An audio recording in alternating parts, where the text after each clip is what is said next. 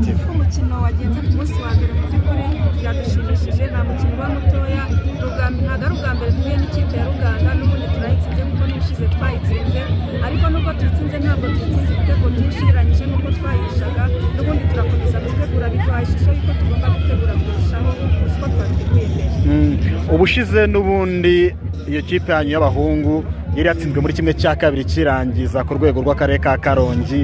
Intego zanyu muri uyu mwaka ni izihe? Intego zacu nk'ibisanzwe ni ugutwara igikombe, ni ukwitegura neza, ikipe yadutsinze turayizi, ni ukwitegura neza ku buryo ubu tuzatwara igikombe nta kibazo. Gahunda abanyagashari ni igikombe uyu mwaka? Gahunda ni igikombe, abafana, abatoza, abakinnyi, twese gahunda ni igikombe.